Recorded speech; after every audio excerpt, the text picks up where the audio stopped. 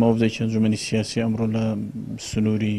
مەڵبەندی سۆرانی کۆمەڵی ئیسلامیمان بەسەر کردەوە، ئەم ئەنجومەنی خەلیفان و ئەنجومەنی حەریر و مەڵبەندی سۆران و لەو سنوورە ئێمە لەگەڵ کاندیدەکانی ئەو سنوور و ستافی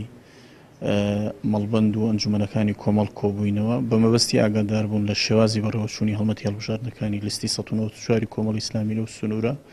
و خۆشبەختانە لێرە الحەمدولیلا کۆمەڵی ئیسلامی هەم هەڵمەتەکان بە شێوەیەکی سەرکەوتوو باش بەڕێوە چوون و هەم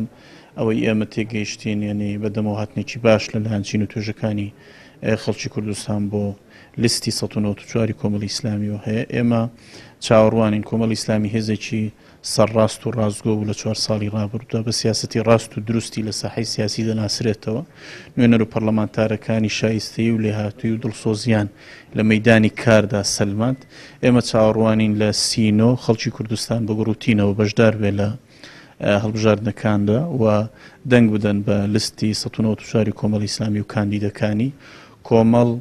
بەردەوامە بێت لەسەر سیاسەتە ڕاست و دروستەکانی بە ئاڕاستەی هێنانەدی حکومڕانیەکی تەندروست لە هەرێمی کوردستاندا و دروستکردنی حکوومەتی هاوڵاتی و ڕاستکردنەوەی باری خواری حکومڕانی و ڕوبەڕووبوونەوەی گەندەڵی دەستپێکردنی چاکسازی ڕیشەی و هەنگاونان بەرە و کۆتایی هێنان بەو قۆرەخکاریەی کە لە کۆی جونگەکانی حکومڕانی لە هەرێمی کوردستاندا هەیە. ئێمە چاوەڕوانین خەڵکی کوردستان بە گوڕوتینەوە بەشدار بن و لیستی کۆمەڵی ئیسلامی سەربخەن و لێرە شۆ ئێمە تەمەنا بۆ تێک کۆی کاندیدەکانی کۆمەڵی ئیسلامی دەکەین.